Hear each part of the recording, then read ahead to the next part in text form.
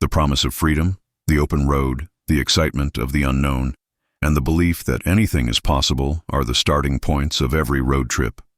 However, what if the unknown turns out to be more darker than you had anticipated? Welcome to the Verified Fears Horror Stories channel, where you will discover real-life roadside horror stories that will make you wonder about every mile you drive. I'm releasing the top 12 spooky true road trip terror stories tonight. You'll never see an empty roadway the same way again after reading these disturbing accounts. Hit subscribe, enable notifications, and leave a comment below with your own harrowing road trip tale if you believe you have the courage to face the reality. Without peeking over their shoulder, let's see who can finish. Because the dread is always genuine on this channel, there is a pause. It feels old, almost sensual, as it sets over the northern British Columbian wilderness. You become aware of how isolated you are from the outside world when you experience the kind of silence that seeps into your bones. When Ethan and Mark, two brothers on the verge of maturity, embarked on their long-awaited summer road trip in the mid-1990s, that quiet served as both a promise and a warning. The older, 18-year-old Ethan was excited to experience independence prior to attending college, but Mark, who was just 16, was happy to follow his brother's example and had complete faith in him, as younger siblings frequently do. They started their voyage with the kind of enthusiasm that comes from being young and having a full tank of petrol. They had plotted a course that would get them from their little settlement in southern British Columbia to Prince Robert's Rocky. Sure, their anxious yet encouraging parents had insisted on daily. They put emergency cash into their hands and made phone calls.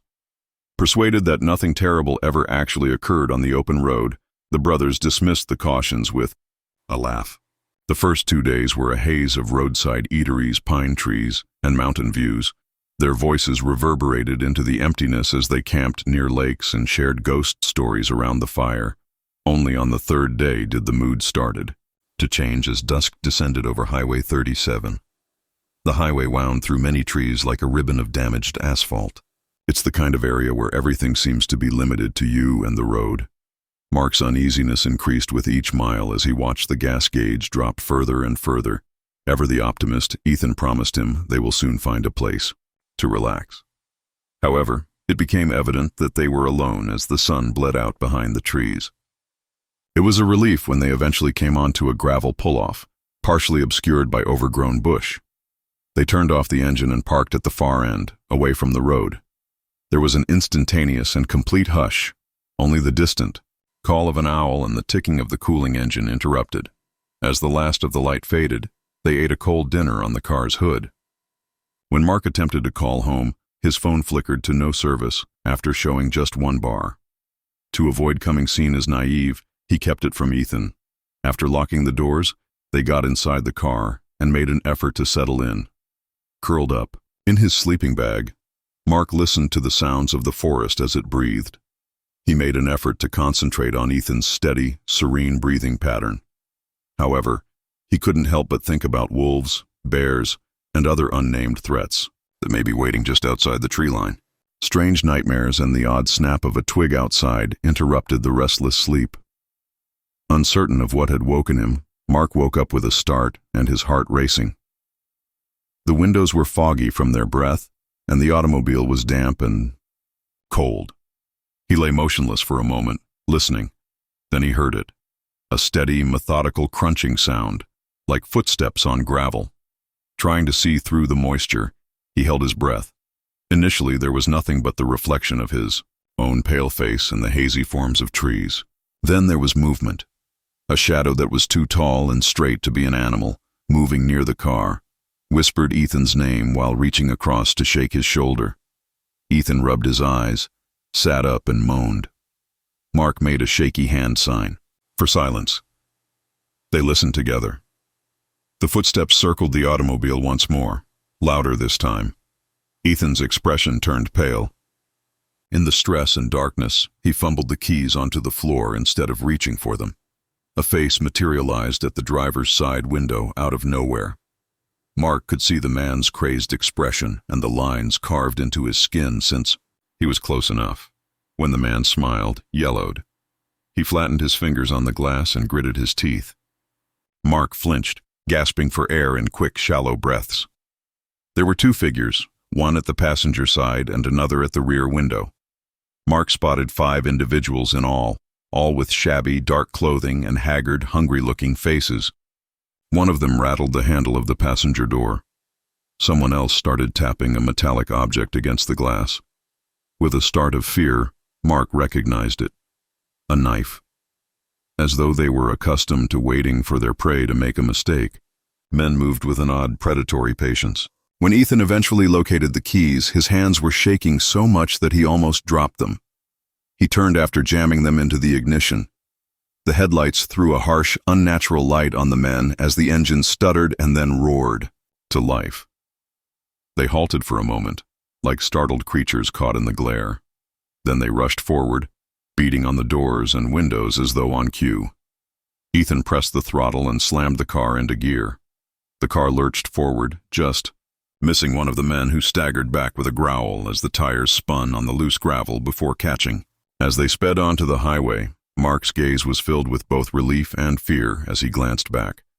The men's features were unreadable as they watched them leave from the edge of the pull-off. Miles passed in silence as they drove. The engine's roar and their own labored breathing were the only sounds. On the steering wheel, Ethan's knuckles were white.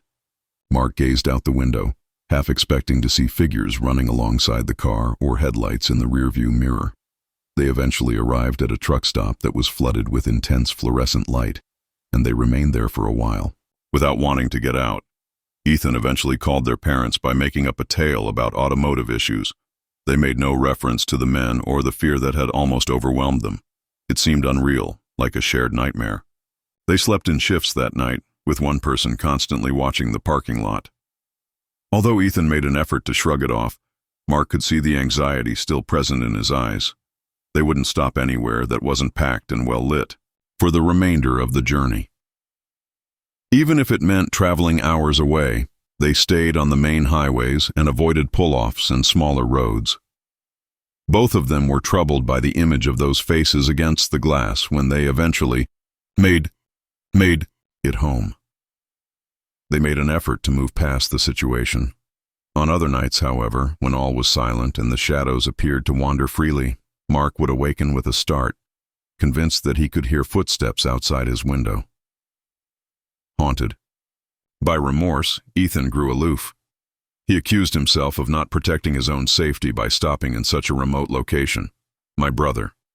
The memories remained constant even after the brothers grew up, attended college, and had their own families. Once established, the fear spread and intensified. Mark was unable to resist the draw of the past and ended up traveling the same section of highway years later. The forest had the same appearance. It was tall, dark, and infinite. Half expecting to see the men waiting, he slowed as he passed the pull-off. However, the lot was weed-filled and deserted. While the motor was idle, he parked and tried to figure out what had happened all those years ago. He pondered whether the men were fugitives, drifters, or something else. The recollection itself was nearly as bad as the ignorance. In search of answers, he made inquiries at nearby eateries and gas stations. The majority simply shrugged. "You're lucky, youngster," said an elderly truck driver with a face like old leather, leaning in close and whispering. "Because there are things in those woods that don't want to be found. It's best to avoid asking too many questions." The old man's words echoed in Mark's head as he departed, and when he got home, he and Ethan discussed that evening for the first time in a long time. Years passed, and they exchanged memories, trying to fill in the gaps. Mark recalled the men's icy, lifeless gaze, and Ethan recalled the men's slow, methodical movements, as if they weren't scared of being discovered. They both recalled the overpowering sense of powerlessness, the assurance that The story became a family cautionary tale, and they locked their doors religiously, even in the safest neighborhoods, and warned their own children never to trust the silence of the wilderness or to stop on deserted roads. The fear, which had been a shadow in the back of their minds, became a part of who they were. Ethan suffered from nightmares, and occasionally Mark would wake up in the middle of the night, his heart pounding, certain that he could hear footsteps. Outside, and he would lie in bed, holding his breath until the sensation subsided. Other times he would find himself staring out the window at the darkness, looking for movement, for any indication that the men had followed him home. He saw a therapist and tried to explain away the fear, but it persisted. He thought about what might have happened if the car hadn't started, if they'd had to face the men outside. The possibilities haunted him. He was reliving the moment when the engine wouldn't start, when the men pressed closer, their faces inches from his own. Their father became silent and reclusive. Their mother mourned, and the episode became a ghost in the family, haunting reunions and holidays. Eventually, they discovered the truth, pieced together from bits and pieces overheard in late-night chats. As a reminder of how swiftly things can change, Mark developed an obsession with true crime, reading everything he could about unsolved cases and disappearances along isolated highways. He came across tales of families who were never seen again, hitchhikers who went missing, and cars discovered abandoned on the side of the road. Each story felt like a fragment of the brothers eventually drifted apart, the trauma of that night creating a distance neither could bridge, and they spoke. Less frequently, their conversations stilted and awkward, but the bond forged in fear endured. He wondered how many others had encountered the men in the night and how many hadn't been as lucky. Remained an unspoken understanding that no one else could share. The world changed over time, with cell phones becoming commonplace and GPS making it more difficult to get lost. But the wilderness remained vast and uncaring, the road still winding through the same endless forests, and the silence as deep as ever. There were moments when Mark wondered if the men were still out there, waiting for the next car to pull off the highway, for the next pair of brothers to drop their guard. He never knew who they were, what they wanted, whether they were thieves, killers, or something else entirely, and the uncertainty became a source of its own horror, an unanswerable question. The tale of the men in the night eventually became a legend in Mark's imagination, a warning to anybody who would listen. He told his kids, his friends, and anybody else who would listen, follow your gut. Lock your doors. Never undervalue the darkness. And occasionally, when the world seems to be falling apart, is quiet, and the shadows are long, he recalls the sensation of the cold glass against his skin, the sound of footsteps circling the car, and the realization that evil can find you even in the middle of nowhere. If you have ever had a terrifying road trip, please share it in the comments section below. If this story kept you on the edge of your seat, please subscribe to the Verified Fears Horror Stories channel for more real-life stories that will keep you awake at night. Let's go on to our second story, a true story that will make you doubt every car you see in your rearview mirror. The Patel family's road trip was meant to be a celebration, but sometimes the real tragedy is closer than you think. Be careful out there. It was the kind of trip that families dream about, a minivan filled with snacks, music, and the promise of adventure. For the first few days, everything went as planned as Raj and Sunita saved for months to take their two kids, Arjun and Priya, on a cross-country trip from Vancouver to Toronto. The road's novelty had worn off by the time they arrived in Saskatchewan's prairies, where the kids squabbled in the back seat. The snacks ran out, and the endless stretches of highway started to blend together. They marveled at the Rockies, stopped at odd roadside attractions, and made memories along the way. It was on one of these boring stretches that the first hints of unease appeared. The sun was high, the air heavy with the smell of gasoline and wild grass, and the family pulled into a small, dusty gas station just outside a town called Swift Current. Sunita took the kids inside to use the restroom and get cold drinks while Raj filled the tank, and she could feel the weight of someone's eyes inside the store. As she looked up, she noticed a man standing by the magazine rack, staring at her. He was an ordinary man with thinning hair, a faded blue jacket, and average height. But there was something unnerving about the way he watched her. Sunita was, unblinking and determined, hurrying the kids along, paying for their purchases, and leaving the store with an unexplainable tightness in her chest. When she got back to the car, she whispered, "People look, especially in small towns. Don't worry." She wanted to believe him. They belted the kids in, backed out of the gas station, and merged back onto the highway, the event already fading. She told Raj about the man, but he dismissed it. Sunita noticed the same man's car, a battered silver sedan, pull out of the gas station and fall in behind them within minutes. But she didn't think much of it at first because there weren't many roads out here, and it was only natural that another traveler would be heading east. However, as the miles passed, the sedan remained a constant presence in the midst of travel fatigue.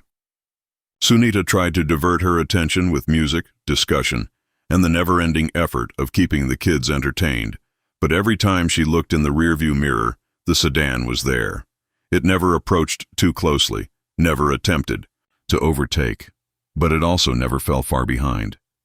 She brought it up to Raj, who shrugged. "Coincidence," he said, but his tone was less certain this time. They pulled into a busy fast food restaurant in Moose Jaw for lunch, and while they were eating, Sunita looked out the window at the parking lot. A few minutes later, the silver sedan did indeed pull in. "Let's just get back on the road," Sunita murmured, trying to maintain her composure as she told Raj, who became visibly anxious. But the man refused to get out and sat in his car, staring straight ahead, hands holding the steering wheel. Raj tried to lose him by making an unexpected detour, reversing back via a tiny village and resuming the highway hours later, but for a fleeting, hopeful moment, the sedan's silent shadow followed them back onto the highway. When the silver sedan appeared in the mirror as though it had been waiting for them, the family relaxed, laughing, returning to the car as the children played games in the back seat. But Sunita's heart fell as they merged into the main highway once more. The man's perseverance showed unnerving. He had no reason to follow them, no indication of road rage or miscommunication. He never tried to speak, he just followed, mile after mile, hour after hour. The kids could feel the tension, and as the day went on, their voices became lower. As the afternoon moved to dark, the family became desperate. When Arjun, the older of the two, inquired if everything was all right, Sunita attempted a smile and assured him not to worry, but her hands trembled as she adjusted the air conditioner. Raj held the wheel so firmly that his knuckles turned white. When they finally got through to a dispatcher, they were informed that there wasn't much anybody could do, saying, "Unless he's threatening you or breaking the law, there's not much we can do," in a regretful but forceful voice. They attempted to call the police, but mobile connection was weak in the rural areas. Aimed to avoid crowded places, however, there were only vast fields, the occasional farmhouse, and the ubiquitous silver sedan, no occupied areas. Long shadows were created across the road as the sun dropped low. The headlights of the minivan flicked on, lighting up the deserted highway in front of them. The lights in the vehicle behind them were like twin eyes, unrelenting and unblinking. The family's fear increased as night fell. Every sound sounded louder, the clatter of loose change in the cup holder, the hum of the tires, and the apprehensive murmurs between Raj and Sunita. The kids dozed off, snuggled up in the back car, oblivious to the threat that followed them around all night. Despite Raj's best efforts to remain composed, Sunita could sense the terror in his eyes. Whispering, "What does he want?" Raj gave a headshake. They continued to drive for hours on end, fatigue beginning to set in. "I don't know, but we can't stop, not until we lose him." Ahead, the roadway extended indefinitely, a dark ribbon surrounded by woodlands and farmland. They occasionally passed another vehicle, such as a truck or car, but the sedan never moved, never passed, and never fell behind. Raj once pulled into a rest area in the hopes that the man would be put off by the other passengers. Additionally, a sedan arrived and parked at the far end of the lot. Raj watched the man through the rearview mirror while the engine sat idle. The man didn't look away or move. Raj abandoned up after 10 minutes and retreated into the highway. The sedan came next. Sunita became angry instead of afraid. At a small-town stoplight, she rolled down her window and yelled at the man, wanting to know why he was pursuing them. The man looked straight ahead, seemingly oblivious to her words. The minivan drove off as the light changed to green, with the sedan following closely behind. The family was on the verge of collapse by midnight. The kids slept in fits and woke up occasionally to inquire about their whereabouts. Sunita's hands were shaking as she gripped the seat, her nerves strained. Raj's voice was the result of hours of hushed planning, and his eyes were bloodshot. A big truck's lights finally stopped in front of them, a glimmer of optimism amid the shadows. Raj parked his car as near to the entrance as he could. The air was heavy with the smell of fried food and diesel, and the lot was packed with semis and travelers. The man's face was obscured by shadows as the sedan slowly made its way around the lot. He appeared to pause for a time. After that, he retreated along the highway and vanished into the night. Sitting in startled stillness was the family. They watched the road for 30 minutes, the relief nearly overwhelming, but the sedan never came back. Upon entering, the bright lighting and cacophonous conversation felt like a haven. The man was never seen by them again. The remainder of their journey went by, without any problems. However, they were plagued by the memories of that night.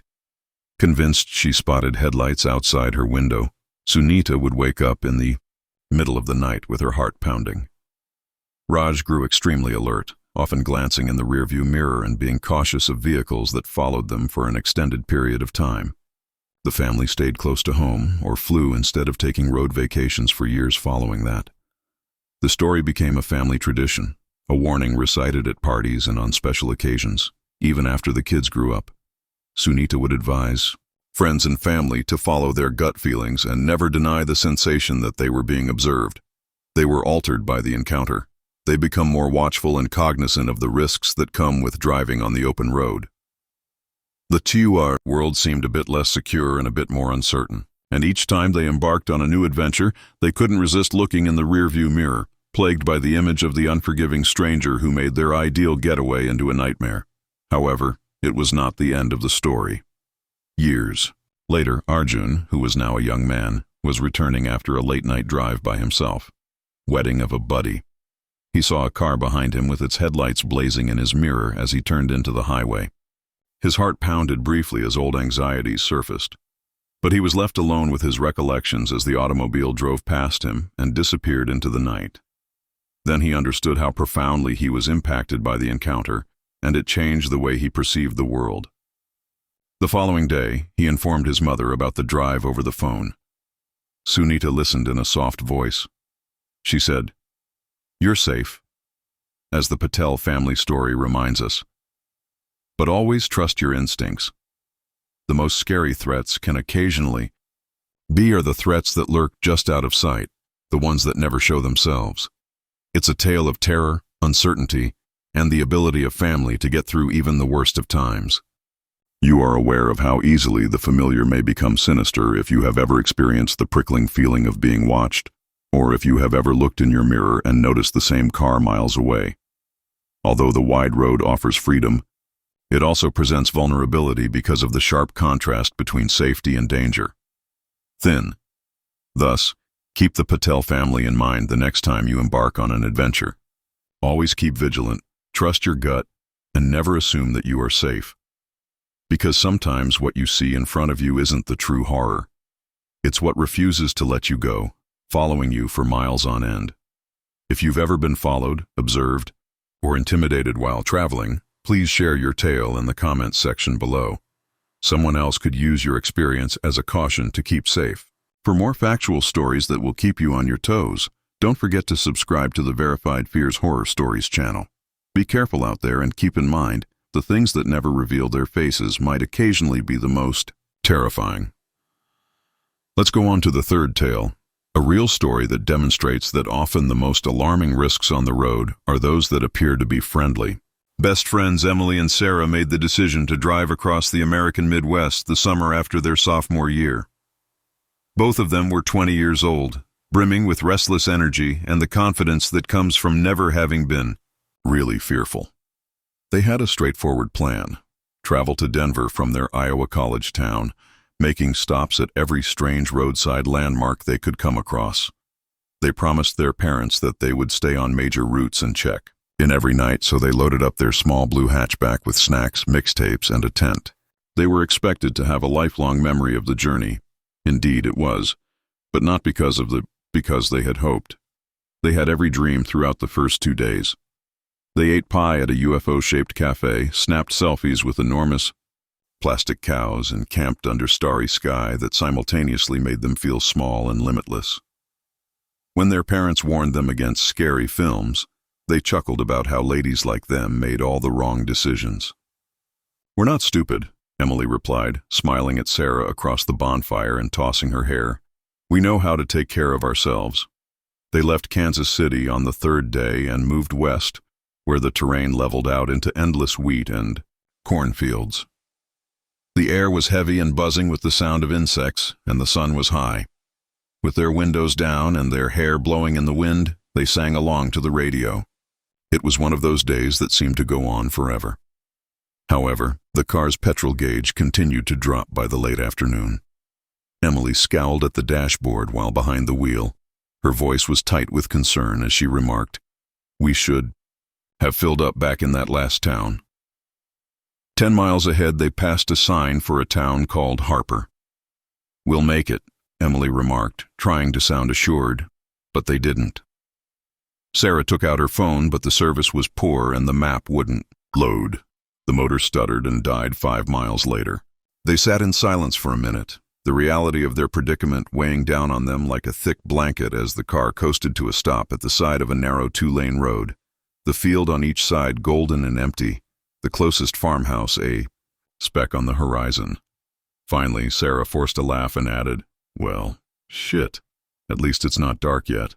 After getting out, they stretched their legs and looked over the horizon. Emily tried her phone, but there was no one on the road save for the wind rippling over the crops. No service. Sarah got on the car's roof and waved her arms at the deserted road, but nobody arrived. An hour went by, the sun dipped, the light softened and turned golden, and Emily began to worry seriously. She added, "We can't sit here all night. We have to get to that town before it gets dark." Emily felt a wave of relief when Sarah nodded. But before they could begin to move, a decrepit white van loomed on the horizon, getting bigger as it got closer. The van slowed as it approached, squealing its brakes and pulling over to the shoulder. The driver's window slid down and a man in his late 30s leaned out and smiled, saying, "Car trouble?" He called in a happy tone. He nodded sympathetically, as Emily described their predicament, saying, "Hap out here," adding, "I can give you a ride into Harper. A gas station is located there. I'll even return you." Emily paused, looking at Sarah. The man appeared to be amiable enough, a faded t-shirt, clean-shaven pants, and a wedding ring gleaming on his finger. But she felt worried about something in his eyes. Even yet, the sky was getting darker, and it seemed even less tempting to trek 5 miles down an empty road. "All right," she said at last. "Thank you. That's quite considerate." The man slipped open the side door of the van and leaped out. The van's inside was devoid of seats, and the carpet was discolored. In their 30s, 2 additional males sat in the rear and watched the females whose faces are impossible to decipher. Emily's discomfort increased, but she made herself grin. "Hi," she murmured in a shaky voice. Without a word, the men nodded. The driver motioned for the girls to get into the car. Sarah, always the bigger of the two, shrugged and climbed inside while Emily hesitated. Emily trailed behind, her pulse racing. Old smokes and perspiration filled the van. The driver re-entered the vehicle and lurched onto the road. Emily gripped her purse in her lap and sat as close to Sarah as she could. Silently, the guys in the rear observed them. There was silence for several minutes. The engine's hum and the rattling of loose tools in the rear were the only sounds audible. Emily inquired about the town in an attempt to strike up a discussion. However, the men's responses were brief. With icy eyes, the driver looked at her in the mirror. Emily saw as they drove that they were not going to Harper. The path led farther into the fields and veered off course from where they had come. Sarah's eyes widened as she whispered, "This isn't right." She looked across to the driver. "We're heading to Harper, right?" The driver remained silent. The larger, thicker-bearded man next to him chuckled quietly. His words, "Change of plans." A wave of panic swept Emily. The door handle was locked as she reached for it. Sarah grasped her hand and squeezed snug. The soldiers in the rear moved in closer, obstructing any escape route with their bodies. In order to enter a stand of trees, the driver slowed the van and turned onto a gravel road. Emily's thoughts were racing. Every horror film she had ever seen and every caution her parents had given her came to mind. She tried to recall if someone would come looking for them, where they were heading. With the engine running, the van came to a stop in a clearing. The men's faces were grim as they turned to look at the females. Emily shook her voice and yelled, "What do you want?" The man smiled. He remarked, "Just a little fun." Tears came to Sarah's eyes. "Please," she said in a whisper, "just let us go." Nobody said anything for a while. The driver then looked across at the other males. He remarked, "We don't need this kind of trouble. Let's simply reclaim them." The man with the beard frowned. "Why?" "They'll call the police." The driver gave a headshake. "We release them." "They will be too afraid to speak. It's not worth it anyway." The men's voices were low and strained as they argued. Sarah and Emily sat motionless, too scared to get up. At last the driver faced them, his expression unreadable. "Get out," he said. Stumbling on unsteady legs, Emily and Sarah clambered out of the van. The motorist gestured toward the road. "That's how the town is. Don't turn around." They fled, afraid to look behind them. They heard the van drive away as its engine roared to life.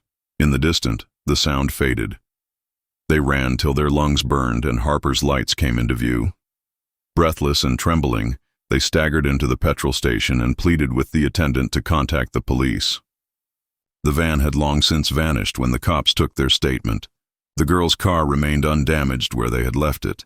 The males were never seen again. The encounter was altered. Them. Emily became cautious and suspicious of new people. Sarah suffered from nightmares, waking up in the middle of the night to the smell of cigarettes and the sound of engines.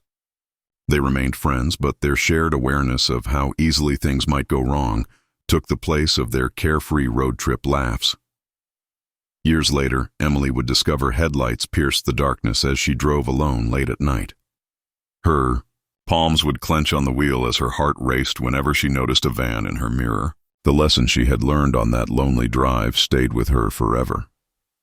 The monsters who resemble everyone else might sometimes be the most horrifying. You are aware of how easily compassion may be transformed into dread if you have ever trusted someone out of necessity or taken assistance from a complete stranger. There is freedom on the open road. However, danger might also lurk there in plain sight. Therefore, keep Emily and Sarah in mind the next time you're stuck. Follow your gut, be vigilant, and never get in a car with someone who makes you uncomfortable. If you've ever been offered a ride that didn't feel right or gotten out of a potentially dangerous situation, please share your story in the comments section below. Someone else may use your experience as a caution to keep safe. For more real stories that will keep you on your toes, don't forget to subscribe to Verified Fear's Horror Stories channel. Be careful out there, and keep in mind that the threats that come with a grin can occasionally be the most terrifying. Now let's move on to our fourth tale, one that will make you wonder what actually stalks the open road and blur the boundaries between the otherworldly and reality. Rachel had, for as long as she could recall, enjoyed taking road excursions. The hum of the motor, the unending ribbon of highway, and the way the world seemed to open up when you left the city behind were all comforting to her.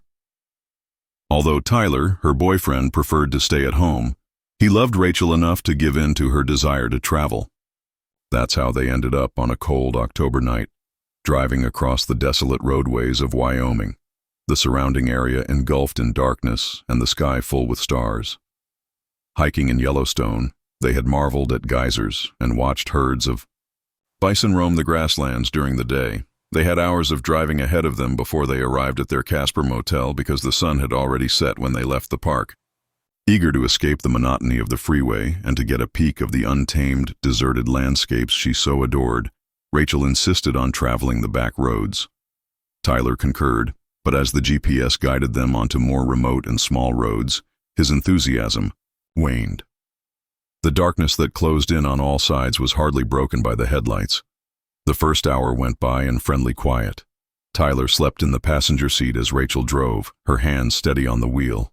The only noises were the distant howl of the wind, the motor, and the sporadic thump of the tires over a pothole. Rachel might occasionally notice the dim illumination of a farmhouse, or they were mostly alone, but there was the silhouette of a barn against the night sky.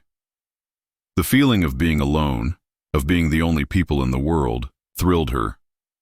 As the night went on, that sensation started to change. The shoulder trees crowded closer as the road became rougher. As the temperature dropped, a thin, whirling mist started to rise from the fields. Within the headlight beams, abruptly uncomfortable, Rachel switched off the radio. The darkness felt more oppressive and heavier, but she was unable to explain why. Tyler looked at the clock and rubbed his eyes as he stirred. It was almost midnight. His voice was heavy with sleep when he said, "Are we almost there?" "An additional hour," Rachel said, feigning a smile. "If you'd like, you can return to your sleep." Tyler gave a head shake. "We'll stay up together. It feels strange in this place." Relieved to have him around, Rachel nodded. She made an effort to dispel the dread, convincing herself that it was only due to the strange road and the late hour. However, she noticed something that made her breath catch in her throat as they turned a corner. In the distance, a pair of headlights grew brighter as they got closer. Initially, Rachel experienced a rush of comfort. They weren't totally alone because they had another car. However, she became aware that something was wrong as the car approached. The headlights appeared to float above the road, undulating from side to side, and were set too wide and too high. The mist was illuminated in weird swirling patterns by the bright white and blinding light. Tyler narrowed his eyes, attempting to discern the vehicle's shape. He questioned, "Is that a truck?" With a nod, Rachel reduced the speed of the vehicle as the headlights glared at them. The truck was traveling too quickly for this type of road. Her tires crunched on the gravel shoulder as she drew as far to the right as she could. The vehicle did not slow down. With its lights blazing and its horn blaring, it charged at them. As the truck veered into their lane, Rachel clutched the wheel, her heart racing. "Be careful, Rachel," Tyler yelled. She applied the brakes firmly. The vehicle skidded to a halt. The truck filled her vision for a moment. An ancient, rusting semi with broken windows and a snarled grille. The headlights' brilliance obscured the driver's face, making it a blur.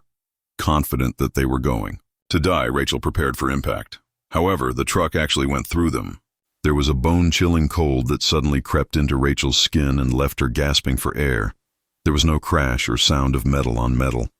The headlights disappeared as the darkness engulfed them. There was nobody on the road ahead. Tyler and Rachel were silent for a bit. The automobile was idling in the middle of the road while they sat in startled silence. Rachel could hardly keep her hands on the wheel due to their extreme shaking. Pale-faced, Tyler reached over. He murmured, "What the hell was that?" With tears running down her cheeks, Rachel shook her head. The car's engine stuttered and died when she tried to start it. Anxiety swept through her. Tyler tried to comfort her, but his voice faltered as he said, "What if the truck returned? What if they were stranded here, alone in the dark?" Everything appeared to be normal when he went out to peek under the hood. A few minutes later, the engine coughed to life and the automobile started up again. With her eyes darting to the mirrors every few seconds, Rachel drove gently as she retreated onto the road. The remainder of the drive flew by.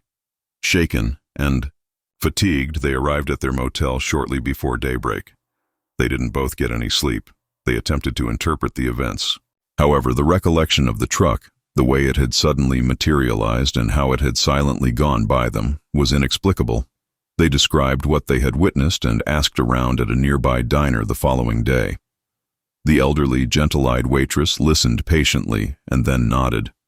She said, "You saw the ghost truck. It always takes place on that section of road every few years. Once my cousin saw it, claimed that it almost caused him to lose control. According to some, it's the ghost of a truck driver who passed away years ago. Some claim it's merely a light trick. However, you're not alone, and you won't be the final one." With the waitress's words still ringing in their ears, Rachel and Tyler quietly departed the cafe. When their journey came to an end, the excitement had vanished and had been replaced by a persistent feeling of fear. Rachel never drove at night again unless absolutely necessary, and she never again took back roads. Tyler attempted to dismiss it with a laugh, but Rachel. Every time they went by a truck on the highway, they could see the terror in his eyes. Years passed, yet the recollection remained strong.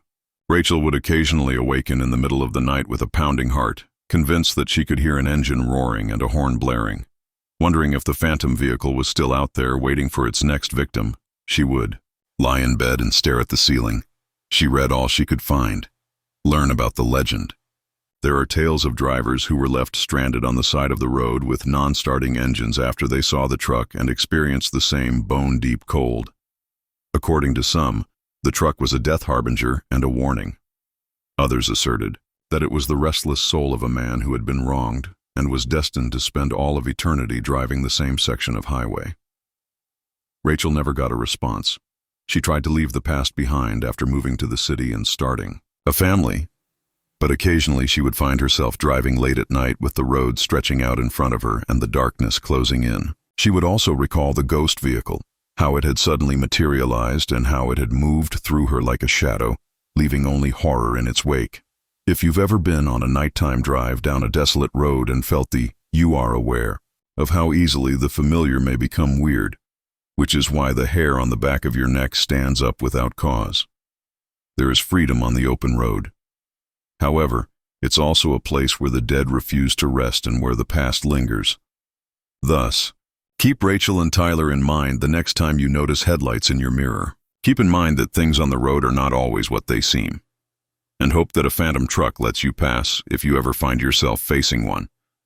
Leave a comment below if you have a similar experience, or if you have ever come across something on the road that you are unable to explain. Someone else may use your experience as a caution to keep safe.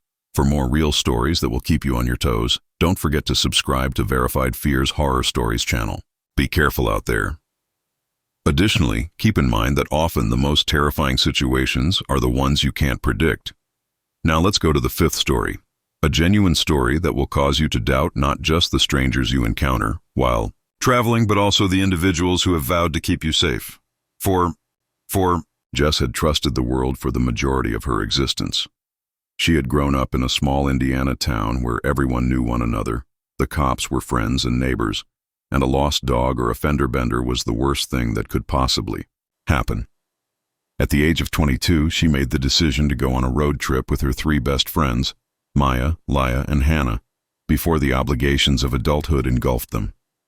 After completing college, they were optimistic about the future, similar to an open roadway. They intended to go by car from their hometown to Chicago, then to St. Louis, Memphis, and New Orleans across the heartland. It was a final experience. Before the real world started, a rite of passage. There was a lot of music and fun during the first part of the journey. Snacks and the kind of inside jokes that only lifelong friends can exchange filled the car. They alternated driving, stopping at inexpensive motels and oddball roadside sites while capturing every moment for their Instagram accounts. They believed that nothing bad could ever happen to them, and that they were untouchable and indestructible. Somewhere on the second night, and it was in southern Illinois, that things started to fall apart. Due to traffic jams and summer storms, they had left Chicago late, and it was long after midnight when they arrived to the rural routes. With only the headlights and the occasional flash of lightning on the horizon for illumination, the world outside the automobile was a jumble of darkness and cornfields. When Jess noticed the red and blue lights in the rearview mirror, she was driving with tired eyes. She felt a wave of relief. The sight of a police cruiser felt like a reminder that they were still connected to the outside world, and she had been struggling to stay awake. The cruiser stopped behind them, so she slowed and rolled down her window, pulling onto the shoulder. The cop, flashlight in hand, came slowly up. He was tall and broad-shouldered, and the changing shadows made it difficult to interpret his face. His emblem shone in the light, and his clothing was immaculate. "Evening, ladies," he said in a composed yet commanding tone. "Where are you headed?" Jess said, her voice quivering a little from anxiety as she described their road trip. With a nod, the officer paused on each of their faces and shone his light into the car.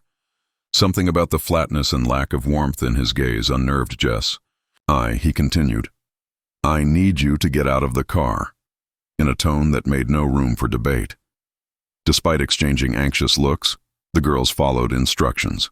While requesting their identification, the officer arranged them in a shoulder line. After carefully examining each one, he returned them. "It's too late for you females to be out here." Jess felt a glimmer of relief as he stated, "These roads can be dangerous. There's been some trouble in the area. Break-ins, assaults. I'm going to escort you to a safer place." Perhaps he was simply being cautious, keeping an eye on them. However, a knot of uneasiness knotted in her stomach as the officer returned to his cruiser and motioned for them to follow. The police car led the way, its lights flashing in the dark as they drove for miles. The cornfields pressed in on both sides of the road as it became smaller. Jess couldn't remember where they were. There were no houses, no street signs, just endless rows of corn, and the GPS had stopped working.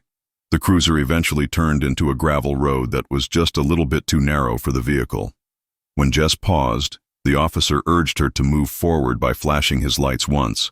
Again, the road wound deeper into the meadows, and she followed, her heart racing.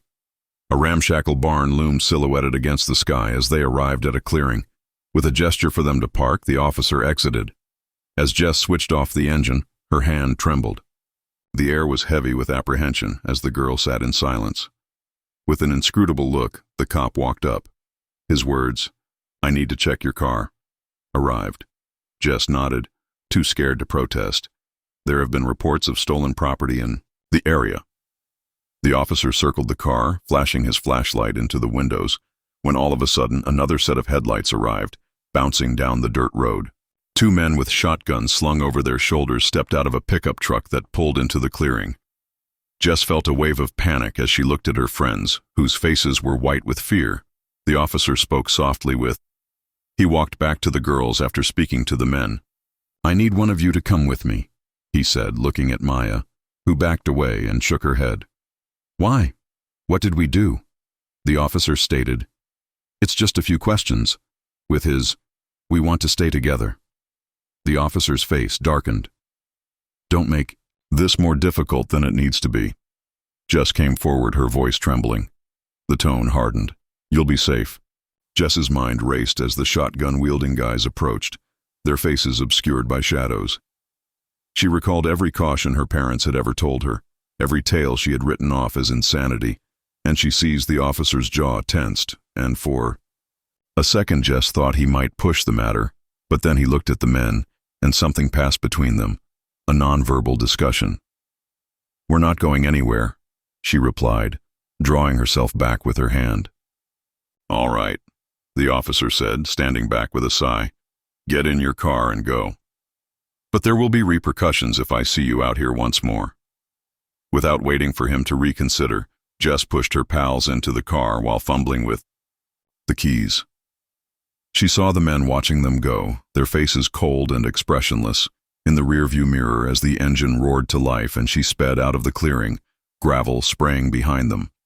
They drove for miles, not daring to stop, not daring to speak, and when they finally came to the main road, Jess pulled over, her hands. The girls gathered around, sobbing and trembling, the adrenaline gradually fading, and they contacted the police. But the dispatcher appeared doubtful. "Are you sure it was a real officer?" "No patrols have been in that area," she inquired. "This evening." The dispatcher promised to send someone to investigate, but Jess could see she didn't believe them. They spent the remainder of the night in a brilliantly lighted gas station, too terrified to sleep. "The men with the shotguns, the cruiser, the badge," Jess said, her blood running cold. The experience changed them. Maya suffered from nightmares and woke up in the middle of the night to the sound of footsteps outside her, and Jess became cautious and distrustful of authority. They attempted to retrace their route in the morning, but the dirt road had vanished, engulfed by the cornfields, and there was no sign of the barn or tire tracks to prove what had happened. Glass. The police rejected their account, blaming it on stress and fatigue, but Jess knew what she'd witnessed. Laya and Hannah withdrew, their friendship strained by the trauma they'd shared, and they never learned who the officer was or what he and the men had planned. The officer's icy gaze, his menacing tone, and the feeling that they had been inches away from something truly malevolent. Years later, Jess continued to steer clear of rural roads and recoiled at the sight of flashing lights in her mirror. She shared her story with anyone who would listen, cautioning them to follow their gut feelings and never follow a stranger, regardless of their uniform. The open road is a place of freedom, but it's also a place where danger can take on any form, including the face of the law. If you've ever had the tingling feeling that something isn't right, or if you've ever wondered why someone in a position of authority is acting the way they are, you know how easily trust can turn to fear. If you have a similar story, or if you have ever been threatened by someone you thought you could trust, please share it in the comments section below. Your experience may be the reminder someone else needs to stay safe. Remember Jess and her friends when you are pulled over on a lonely road. Stay together, stay vigilant, never let your guard down. For more true stories that will keep you on guard, be sure to subscribe to the Verified Fears Horror Stories channel. Keep in mind that sometimes the most terrifying threats are those that wear badges. Let's move on to our sixth story, a true account that will make you wonder what haunts the roads we've built in the past. Known to the locals as Old Millersfield, the small town was isolated for decades, nestled between rolling hills and thick forests, with only a two-lane road that wound through the countryside as its only link to the outside world. The road was notorious for its steep drop-offs, sharp bends, and the way it seemed to vanish into fog on humid summer nights. Everyone knew someone who had lost control on the curves of Millersfield Road. For years, the town council pushed for a safer, straighter bypass, a modern highway that would avoid the town and make travel easier for everyone. The new road cut straight through the hills, avoiding the abandoned farmsteads and old mines that dot the landscape. When the bypass finally opened, it was celebrated as a triumph of progress. It was smooth as glass, spacious and well lit. Inquisitive residents anxious to test the new route caused considerable traffic during the first week. But the story started almost quickly. It all began late one night when a truck driver called Dave was transporting a cargo of lumber. The first person to report spotting something odd was him. A bunch of kids in vintage attire were standing by the side of the road. Thinking they might be lost or in trouble, Dave halted. However, when he approached, the kids disappeared, vanishing into thin air. It was simply exhaustion, an illusion of the headlights on the fog, he told himself. But he was plagued by the vision for days. A week later, Carla, a young woman, was driving home after her hospital shift. She was worn out and distracted when she noticed a figure cross the road in front of her. With her heart racing, she slammed on the brakes, but nothing was there. She sat trembling for a while. Before moving on, she discovered a small muddy handprint on her windshield the following morning. The tales grew. Children were playing in the median, and drivers said they could hear their laughing resonating through the night. Others claimed to have seen a monk standing still at the edge of the woods, his face obscured by shadows, wearing a ragged brown robe.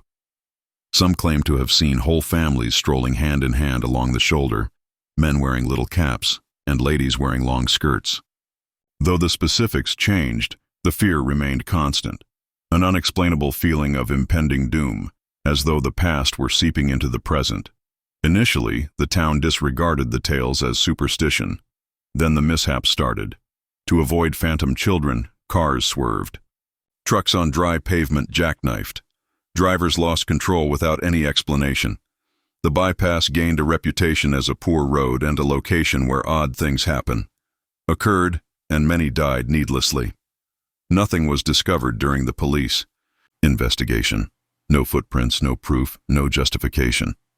It was Mrs. Abernathy, the local historian, who originally proposed a link to the old mines. She clarified that the Millersfield mine, where scores of children perished in a collapse over a century ago, was immediately on top of the bypass's construction site. The mine had been neglected and sealed. However, the memory persisted in the communal memory of the town. According to Mrs. Abernathy, the children's souls were trapped beneath the road and were pleading with the living for assistance. The stories continued despite the skepticism.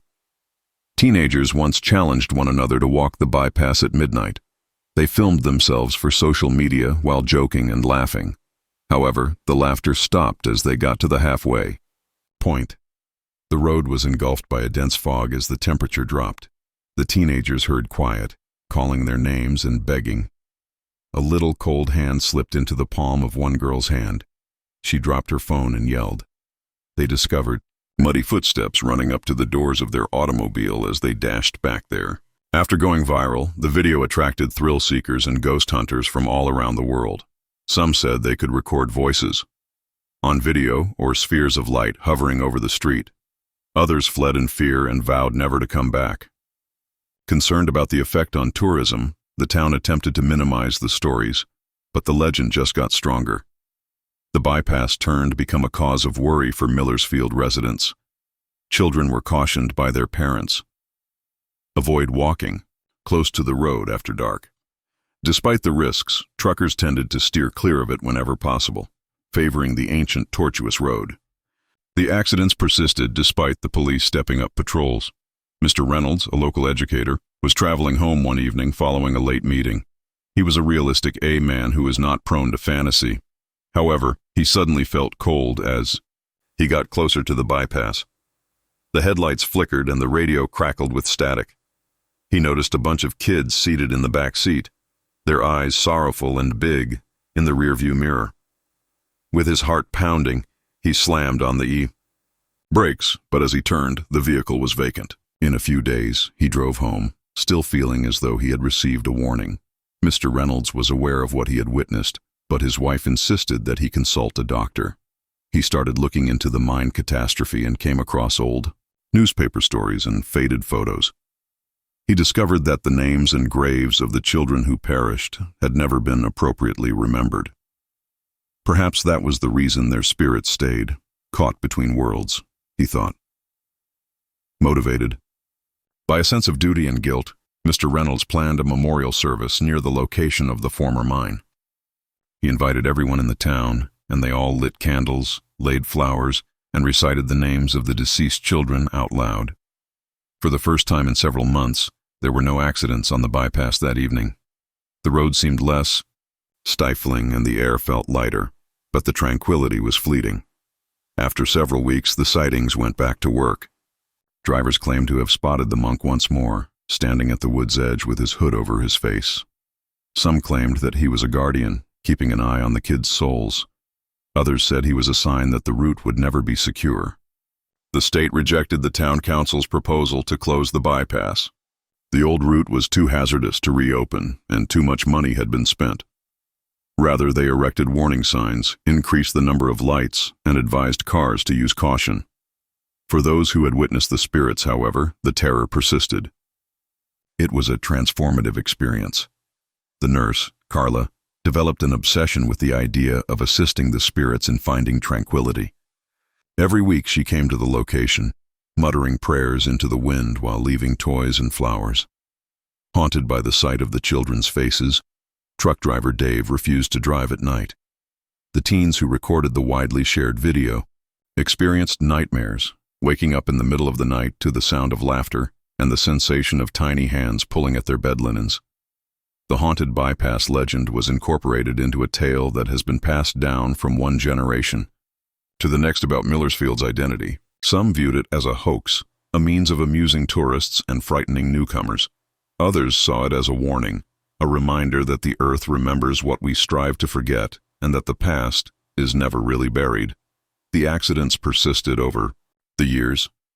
Some attributed this to the layout of the road. The weather was blamed by others.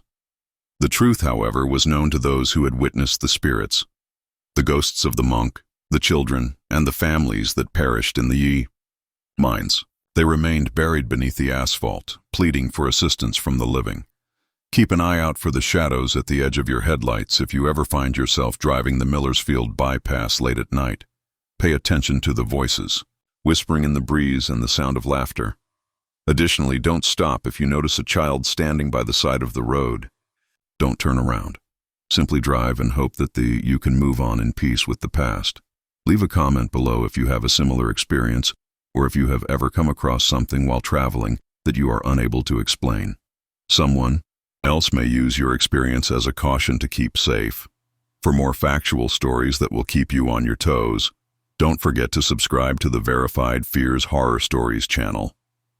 Be careful out there, and keep in mind that often the things we construct on top of the ruins of the past are the most terrifying. I may continue to build on this base to meet your precise word count and style preferences if you would like this story to be expanded with even more psychological depth, conversation, or additional views. Now let's move on to our seventh tale. An honest story that will cause you to reevaluate trust itself and the awful truth of being totally dependent on another person while traveling the open road. Olivia had been fiercely independent for as long as she could remember. She was the type of person who loved the freedom of traveling alone, who thrived on adventure, and who thought that despite all its risks, the world was generally a good place to be. During her 2 previous cross-country drives, she discovered new places in America, new stories, and new people to fall in love. The summer following her graduation from college, she made the decision to take one final road trip before starting her first real job. The trip took her from her childhood home in Vermont to San Diego, where her new life was waiting for her. Naturally, her parents were concerned, but Olivia comforted them with her typical assurance. She had a phone full of information, a well-planned itinerary, and a dependable car, contacts for emergencies. She pledged not to pick up strangers and to check in each night. Feeling the typical excitement of the unknown ahead, she waved and hugged before heading out into the sunlight. The initial days fulfilled all of her expectations. She swerved across the verdant New England hills, paused in Connecticut for lobster rolls, and watched the New York City skyline fade away in her rearview mirror. She delighted at the Midwest's boundless fields, slept at an oddball bed and breakfast in Ohio, and camped in state parks. As her confidence increased with each mile, she snapped pictures at every location and sent them to her parents and friends. The drive seemed familiar by the time she arrived in the Kansas plains, and the concerns her parents had forced upon her were unneeded and far away. It was in the middle of things started to go apart between Salina and Dodge City. The monotony of the highway and the soft sway of the automobile had soothed Olivia as she drove for hours. She was anticipating a nice lunch and a cozy bed in the next town as the sun was sinking, illuminating the sky with orange and purple hues. With her stomach growling with anticipation, she chose to continue after passing a sign for a rest place 10 miles ahead. With the fields on either side extending to the horizon, the road was deserted, and Olivia experienced a glimmer of anxiety for the first time during the trip. She dismissed it as exhaustion, turned up the radio, and continued. Olivia spotted a car parked on the shoulder with flashing warning lights as she got closer to the rest area. Beside it, a man was standing and waving, his arms, a worried expression on his face. Olivia hesitated, remembering the cautions from her parents, but she couldn't help but feel sympathy for the man because he appeared to be in a difficult situation. As she drew up next to him, she slowed and rolled down her window. She called and said, "Are you okay?" while holding her separation. The man, who was in his mid-30s, was clean-shaven, wearing trousers and a faded t-shirt. He said that his phone was dead and his car had broken down. He asked her if she could drive him a few miles up the highway to the next town. Olivia paused, staring at the deserted road in behind of her. The man appeared somewhat innocuous, and she didn't want to abandon him. She unlocked the passenger door and motioned for him to enter, defying her better judgment. He introduced himself as Tom and thanked her profusely. He was gregarious, talkative, and appeared sincere in his appreciation of the assistance. As they traveled, Olivia unwinded while hearing about his childhood in Kansas and his upcoming trip, family in Colorado. However, when they got to the rest area, Tom asked if she could wait while he went to the bathroom. Olivia accepted as she parked and looked at her phone's messages. Tom came back a few minutes later, but his attitude had altered. His eyes darted uneasily over the lot, and he was silent. Olivia was a little uneasy, but before she could react, Tom sprang forward, grabbed her arm, and pulled her out of the car. She kicked and clawed as she yelled, but Tom was stronger. Before she could get out, he pushed her into his car's trunk and slammed the lid shut.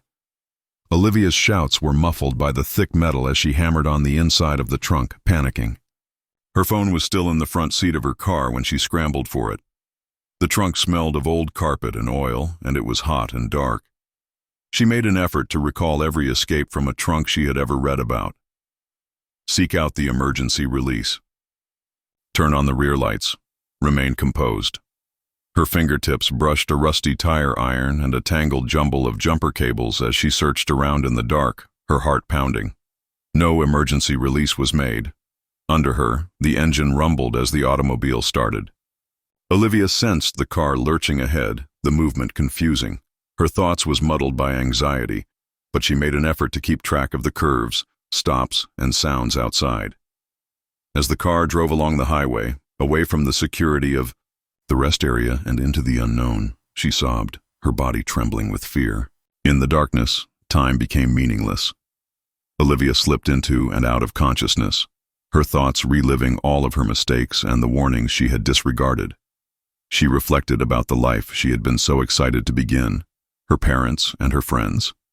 She pondered whether anyone would come looking for her or notice that she was absent. She made an effort to concentrate and to keep in mind every detail that could aid in her escape, but the terror was too great. The automobile eventually slowed and came to a stop. Outside, Olivia heard voices. The trunk muffled the voices of Tom and another man. She listened with difficulty, picking up bits of discussion. The trunk contains her. Nobody noticed. We'll bring her back to the original location. When she realized she was up against not one but two captors, her blood ran cold. She was blinded by the intense brilliance of a flashlight when the trunk opened. She was taken from the trunk by Tom and the other man, a stout bearded man with icy eyes who bound her hands with duct tape. They crammed her between them, pushed her into the back seat, and drove for what seemed like hours. Olivia made an effort to commit the path, but the roads were winding and twisting, and the sights were strange. They came to a halt at a deserted farmhouse, its yard overrun with weeds and its windows boarded up. After dragging her inside, the men locked her in a tiny room without a window. As Olivia tested the door, the walls, and the floorboards in an attempt to find a way out, her thoughts were racing. She discovered nothing but dust and splinters. Days flew by in a haze of fatigue and terror. Though they didn't say much, the men brought her food and water. Outside her door, she could hear their voices rising and falling as they argued. She caught tidbits of their schemes, something about waiting for the proper moment, ransom, or escape. Olivia held on to hope, assuring herself that she would find a way out and that someone would come looking for her. Olivia heard a slight scraping noise coming from the wall behind her one evening while the men were fighting in the kitchen. She listened while pressing her ear against the plaster. The noise increased and then subsided. A barely heard murmur came through the wall. "Are you all right?" Olivia felt her heart leap. She returned the whisper, describing her predicament. Another captive, a teenage girl named Mia, had the quiet, tremulous voice. A few weeks prior, she had been abducted from a nearby town's bus station. She had been imprisoned by the men, who had given her enough food to keep her alive. Mia had lost hope of being saved, but Olivia's presence had given her newfound resolve. They planned their escape together. Olivia used a piece of broken glass to pry up a loose floorboard. She found a corroded nail underneath it, which she used to pick at her door's lock. After days of meticulous labor, the lock finally gave way. After the men had gone to sleep, Olivia slipped into Mia's chamber and released her from her restraints. They passed through the home in silence, hearts racing, each floorboard creak threatening to reveal them. In the kitchen, they discovered a dead phone. The windows were barred and the front entrance was bolted. They looked for another way out in desperation, finding a cellar door that opened into the backyard at last. They ran across the overgrown yard and into the woods beyond, disappearing into the darkness. Branches tore at their clothing as they staggered through the dark until they came to a road. With a sigh of relief, Olivia signaled down a passing vehicle. Tom and his accomplice were arrested by the police when they arrived in a matter of minutes. After being brought to the hospital, Olivia and Mia were reunited with their loved ones. Even though the experience had only lasted a week, it seemed to go on forever. Olivia was irrevocably altered by the experience. She started to be careful and suspicious of people, and she kept having nightmares about the trunk in the dark. She battled guilt. Why had she halted? Why hadn't she followed her intuition? However, she also found strength in the fact that she had survived, in the relationship she had developed with Mia, and in the fact that she had resisted and managed to get away. Olivia cautioned anybody who would listen to her story to never take safety for granted, to follow their gut feelings, and to exercise caution when driving. She started advocating for people who are missing, attempting to assist those who had been abducted, misplaced, or forgotten. The world can swiftly turn hazardous if you've ever trusted a stranger and ignored that glimmer of discomfort. There is freedom on the open road. However, it's also a location where evil can go undetected. Consequently, the next time you witness someone stuck on the side of the road, keep in mind, Olivia, follow your gut, remain vigilant, and never let your guard down.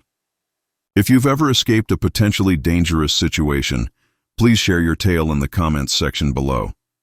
Someone else may use your experience as a caution to keep safe.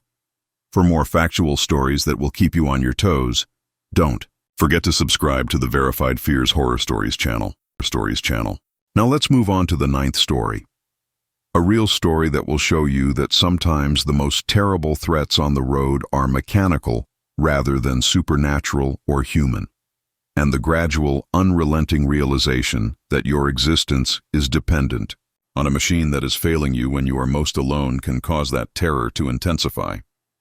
As long as he was able, Adam had loved to drive, you recall. He cherished the sensation of control, the way the outside world merged with his windows, and the sense of opportunity that accompanied each new highway segment. He was the type of person who offered to drive on all road trips, who took delight in knowing the sound of every hum and rattle beneath the hood, and who kept his car clean and well-maintained. He had traveled up the steep mountain routes of British Columbia, across the boundless prairies of Saskatchewan, and through snowstorms in Alberta. He believed he was aware of the dangers on the road: inclement weather, careless traffic, and the sporadic near-miss encounters with wildlife. However, nothing had prepared him for the night he was left stranded between Longview and Sparwood, with no one for miles in any direction and a dying automobile beneath him. It began as an ordinary journey. Adam had spent a long weekend hiking and spending up with his sister in Fernie. Late on a Sunday afternoon, he left for home. The sky was cloudy. The danger of rain hung thick in the air. Adam, however, wasn't concerned. He was familiar with the path. Small communities and the occasional gas station were scattered along the highway's twisting path into the mountains.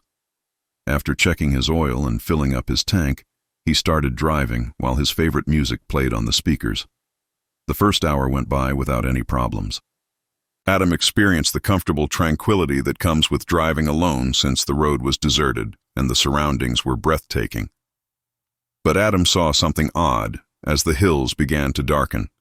Normally quick and smooth, the engine started to stutter.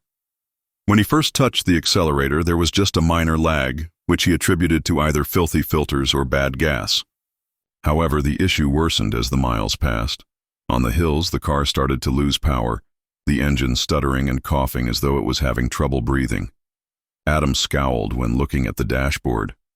No clear symptoms of problem, no warning lights. He switched off the music and listened carefully to the noises emanating from beneath the hood. The automobile began to stammer more and more, jerking and trembling every mile. Adam felt his heart pounding. He was no mobile coverage, no one to call for assistance, and miles from the closest town. Hoping for a clear solution, he pulled over, opened the hood, and looked into the engine bay. Everything appeared to be typical. No leaks, no smoke, nothing strange. After tightening the gas cap and checking the oil once more, he attempted to start the vehicle. Reluctantly, the engine turned over and caught, but the idle was harsh, that the entire car vibrates in a sickening pattern. Adam resumed his drive, moving carefully and paying close attention to every noise and vibration. Fearing that the engine would stall if he allowed it to fall below 2,000 RPM, he maintained the revs high. The trees pressed in on each side of the road, which extended in a lonesome ribbon, and the sky grew darker by the second. He prayed for the lights of a town, a petrol station, or some other indication of civilization each time he topped a hill. However, the road was still deserted. The only companions are the sporadic deer that peer out from the darkness. Adam felt a chilling knot of terror slowly growing. He was aware that he would be in serious trouble if the automobile died out here. Rain was predicted, and the temperature was decreasing. He couldn't contact for assistance because he didn't have cell service. Furthermore, the closest town was at least 50 kilometers away. He made an effort to maintain his composure, keeping his eyes on the road and hoping the automobile would continue. He coaxed the engine by speaking to it, along, vowing to mend it, to take better care of it, and to never take it for granted again. The situation became more dire as the night drew on. The automobile was moaning and lurching with each mile, the engine barely working. Adam's eyes darted from the road to the dashboard, monitoring the temperature gauge, the oil pressure, and the gasoline level, while his hands were white-knuckled on the wheel. He shut off everything that he tried to save as much energy as possible by turning off the radio, the air conditioner, and even the headlights when he was certain that no one else was around. It began as a drizzle and intensified into a heavy deluge. Water was smeared across the windshield as the wipers fought to keep up. The vision deteriorated and the road became slippery. Fearing that any abrupt movement might permanently destroy the engine, Adam slowed to a crawl. He went by a sign, 60 km in the long view. It might have easily been 100. He clenched his teeth and concentrated on the engine's rhythm and the white lines, on the wish that he would be able to go a bit further. The hours passed slowly. Adam's world shrank to the circle of light from his headlights and the constant sound of the rain, and he lost all concept of time. He started having hallucinations in which he saw faces in the trees and objects in the shadows. He pictured the vehicle dying. I pictured myself lost in the forest, wandering for kilometers in the dark, soaked to the bone. He recalled the tales he had heard. People who went missing on desolate highways and were discovered cold or worse days later.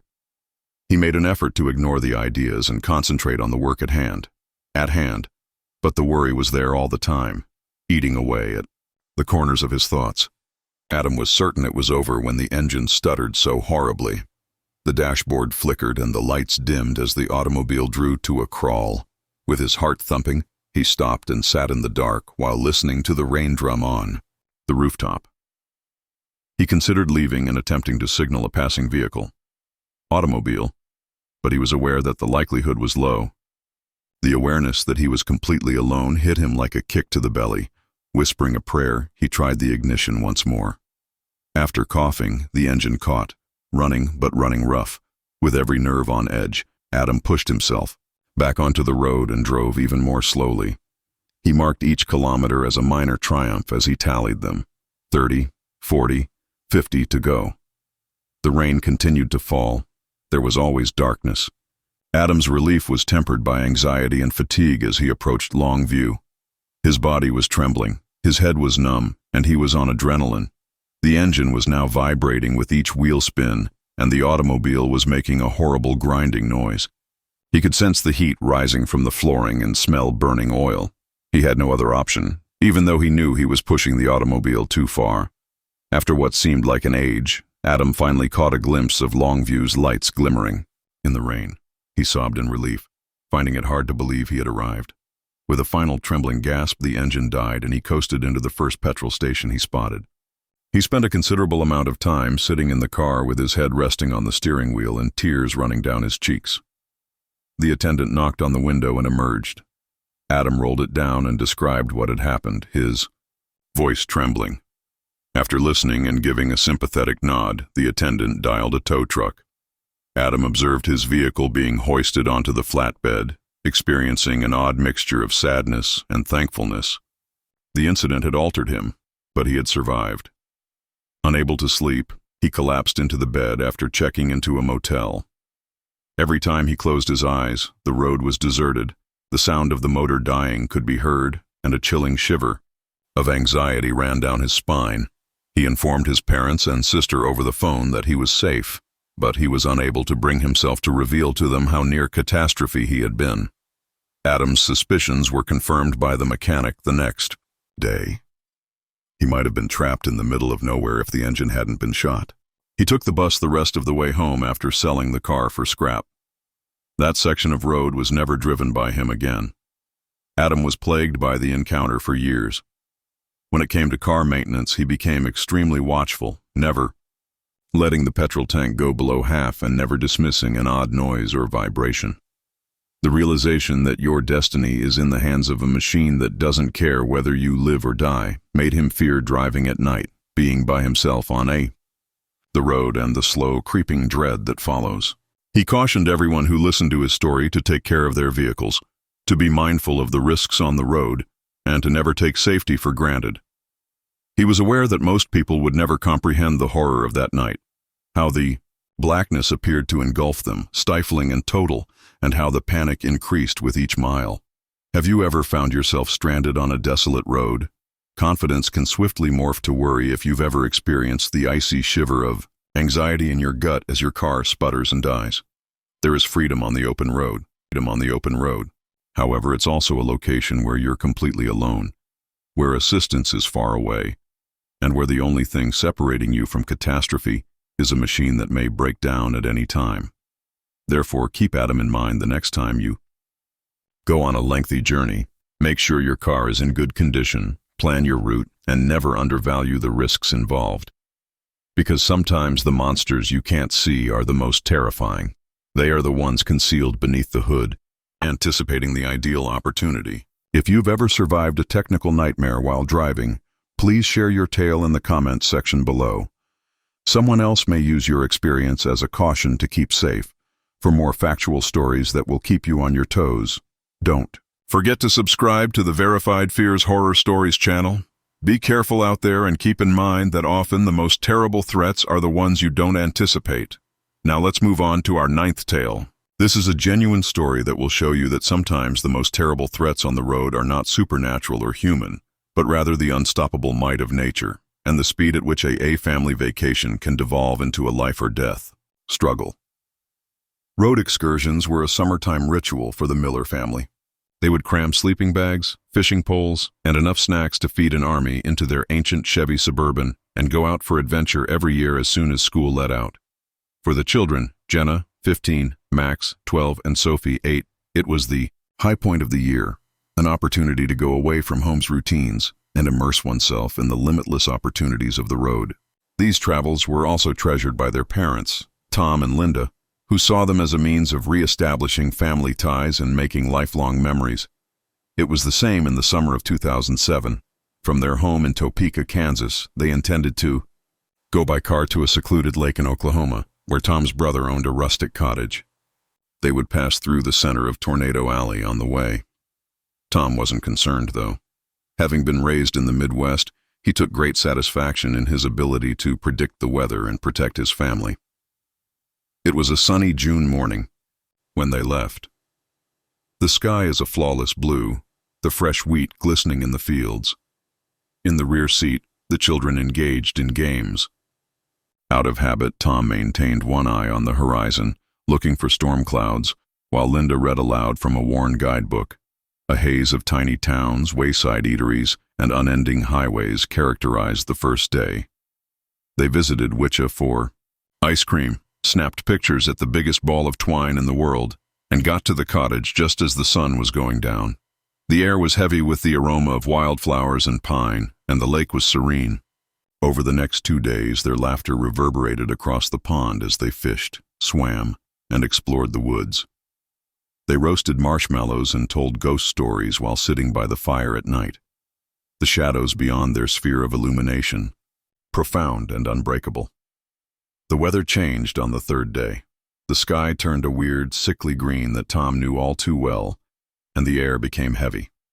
He listened to the prediction on the radio. Tornadoes and severe thunderstorms are approaching from the west. Tom resisted Linda's suggestion that they pack up and leave early for home. He didn't want to shorten the journey because the storms were still hours away.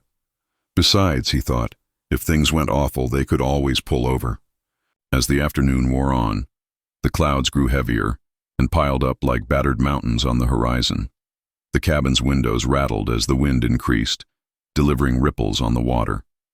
Tom made the decision to leave. They hurriedly packed, throwing their belongings into the Suburban and making one final check of the weather. A tornado watch was issued for the entire area, according to the radio. But if they left right away, Tom was sure they could outrun the storm.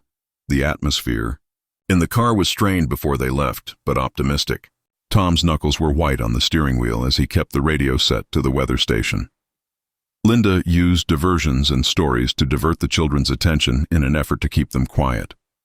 However, even Max and Jenna could hear their parents' nervousness in their voices. The first raindrops started to fall as the sky grew darker and the clouds swirled overhead. The storm struck as they entered northern Oklahoma. Blinding and unrelenting, the rain fell in sheets. Like a real creature, the wind howls. With the wipers ineffective against the torrent, Tom slowed to a crawl. The meadows were illuminated by glaring, unearthly light as lightning struck. Static crackled on the radio. The weatherman's voice was hardly audible. Warning of a tornado. Get behind shelter right away. Tom's heart was racing. The fields were deserted as he looked along the side of the road for a spot to stop. The farm homes are far away and gloomy. Trees bent nearly double on the road ahead, which was a tunnel of wind and rain. Tom looked through the glass, his stomach sinking as he realized what Linda meant when she said, "There's something up ahead." On the highway, a line of cars came to a stop, their hazard lights flickering in the darkness. In order to speak with the motorist ahead, he rolled down his window and pulled over behind them. The man's voice was trembling and his face was pale. "A tornado is headed our way. We are unable to proceed. The downed trees block the roads. We must locate somewhere to stay." Tom's thoughts were racing as he gazed about. No ditch was deep enough to provide protection, and there was no overpass. The sole choice was a little tree forest about 50 yards from the road. In an instant, he decided, now everyone is out. The wind almost knocked the family off their feet as they clambered out of the automobile. As they fled for the trees, Jenna clung to her mother's hand. Linda took Max, and Tom grabbed Sophie. They were soaked to the bone by the rain, which stung their faces like needles. The wind's roar intensified. There was a freight train descending on them. They arrived at the grove and huddled close to the biggest tree. In an attempt to protect his family from the flying debris, Tom put his arms around them. The sound of glass breaking and wood splintering filled the air as the ground trembled. "As a branch," Jenna shouted. She missed her by centimeters as he whipped past her head. The tornado struck with an incomprehensible force. Their clothing, hair, and breath were all ripped away by the wind. Branches and debris littered the ground as the trees cracked and bowed. Tom struggled to hold on, his head racing, his muscles burning.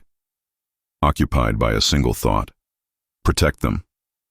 Although it was only minutes, it felt like hours. The boom subsided to a distant rumbling as the wind started to fade.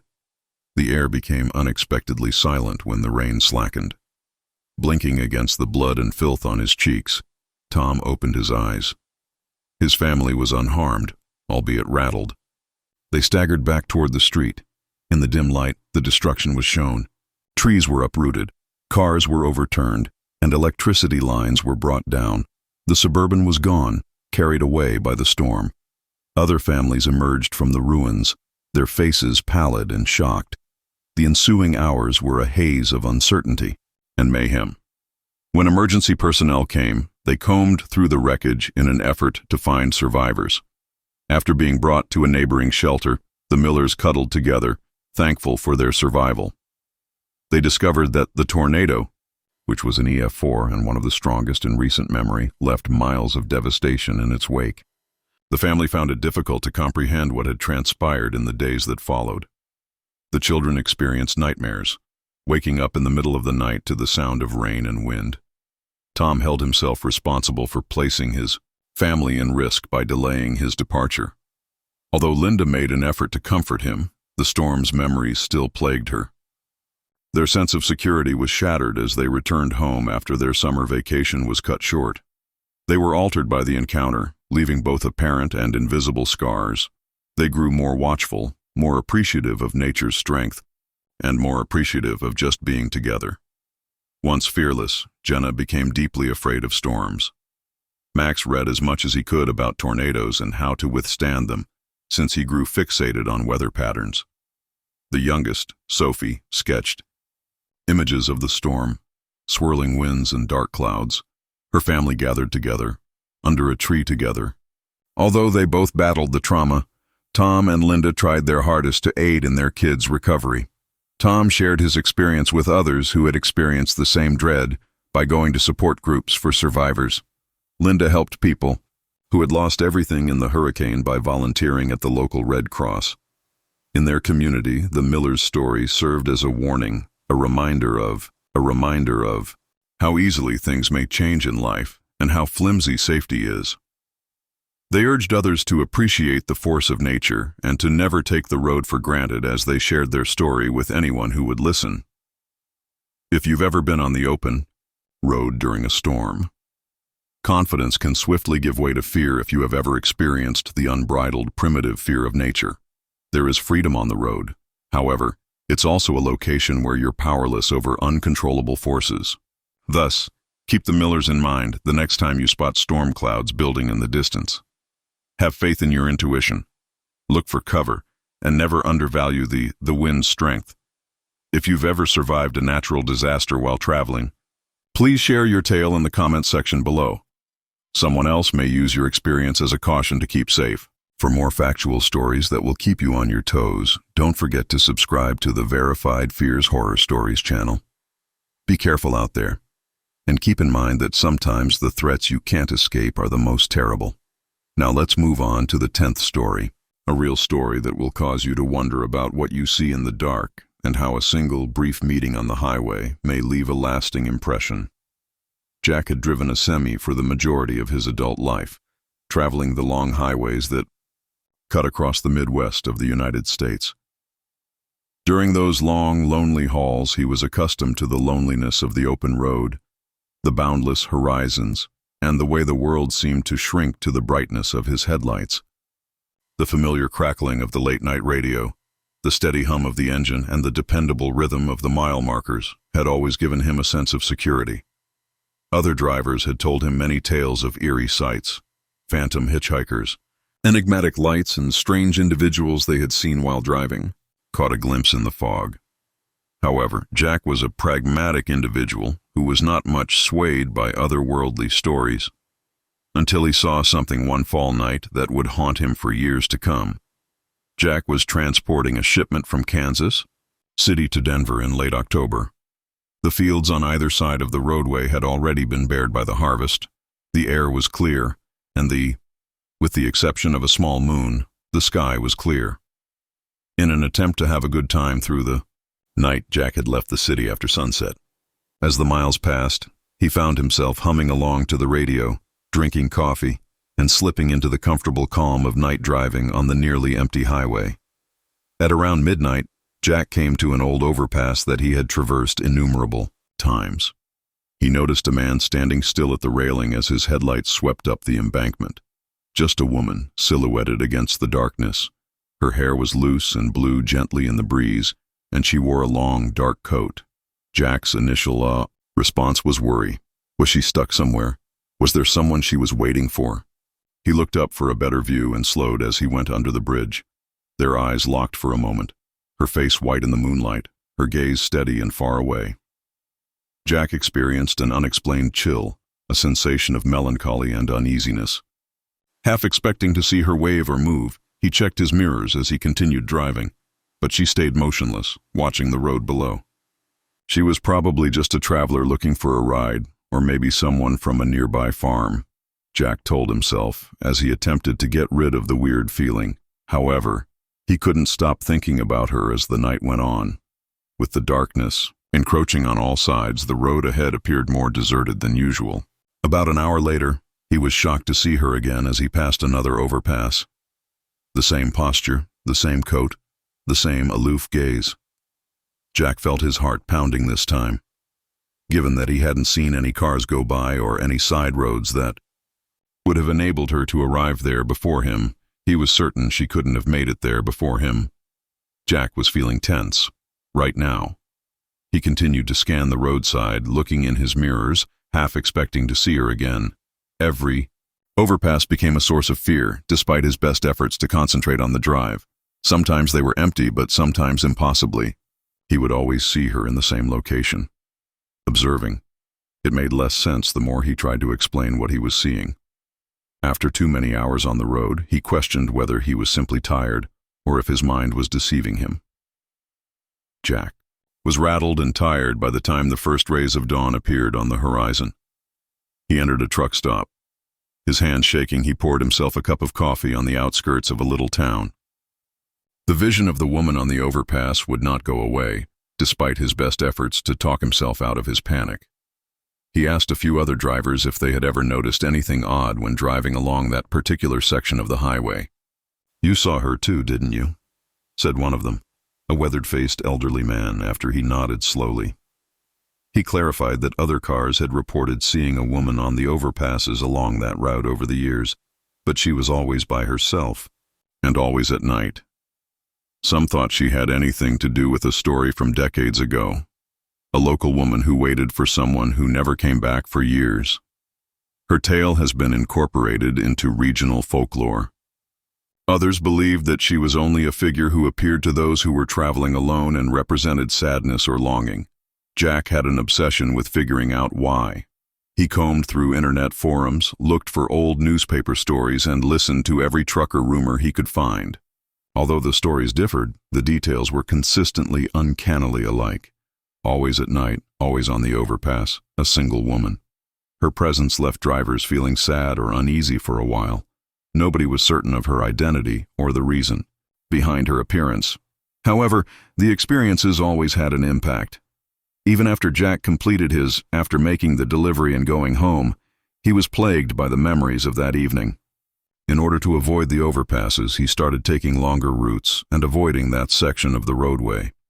He became more watchful and conscious of the odd and inexplicable things that might occur while driving. He shared his experience with other drivers, advising them to follow their gut feelings and never dismiss a bad sensation. If you know how easily the familiar may become weird, if you've ever traveled alone at night and caught a glimpse of something out of the corner of your eye that you couldn't explain, there is freedom on the open road. The lost and lonely may still be there, waiting for someone to see them, but it's also a place where the past remains. Thus, keep in mind, Jack, the next time you spot someone standing on an overpass, follow your gut, remain vigilant, and never, ever turn around. Leave a comment below if you have a similar experience, or if you have ever come across something on the road that you are unable to explain. Someone else may use your experience as a caution to keep safe. For more factual stories that will keep you on your toes, don't forget to subscribe to the Verified Fears Horror Stories channel. Be careful out there, and keep in mind that the things that are never completely understood might occasionally be the most eerie things you encounter while traveling. Let's go on to the 11th story. An honest story that will cause you to doubt the very people you are meant to trust while traveling. Additionally, how one moment of uncertainty might mean the difference between safety and catastrophe. Natalie had been the responsible one in her friend group for as long as she could remember. Before departing on any trip, she was the one who made sure everyone had their phones charged and their seatbelts fastened. Before life parted them, Natalie and her two closest friends, Claire and Marcus, made the decision to take a final road trip together that summer after graduating from college. From their home in upstate New York, they intended to drive all the way to the Grand Canyon, camping and hiking along the way as they traveled the picturesque route through the Midwest and the Rockies. For weeks they had planned their trip, reserved campsites, and created playlists for each stop along the way. It was meant to be their last vacation together before adulthood set in, a celebration of their friendship. The first week was all they'd hoped for. They slept under the stars in national parks, stopped at oddball roadside eateries, and traveled through interminable cornfields and undulating hills. They took turns driving, trading stories, and singing along to the radio, the miles passed in a flurry of laughter and anticipation. The drive felt familiar by the time they arrived in Colorado, and the concerns of the future seemed distant, away. Things started to go awry on a desolate stretch of highway between two small communities in western Colorado. In an attempt to reach the next town before nightfall, they had departed from their previous camping late in the afternoon. The mountains were painted in shades of purple and gold as the sun was sinking. Additionally, the road was deserted. save for the odd RV or pickup truck. Natalie was behind the wheel. As the last of the light went out of the sky, Marcus was fumbling with the GPS to find a shortcut to save them some time as Claire slept in the back seat. In the rearview mirror, Natalie saw headlights. At first she thought nothing of it, just another automobile on the highway. However, the car continued to follow them for miles, never moving ahead of them or reversing course. Natalie tried to ignore her growing uneasiness. Perhaps they were simply traveling to the same town. The headlights flared a few minutes later. A beat skipped in Natalie's heart. The dark SUV behind them accelerated and drew up to keep up with them. The motorist motioned for them to stop as he pulled down his window. Uncertain of what to do, Natalie paused. There were no lights or markings on the SUV, but the driver was dressed in what appeared to be a police uniform. Marcus said tensely as he leaned forward, "Nat, I don't like this. Why would a police officer be out here in an unmarked vehicle?"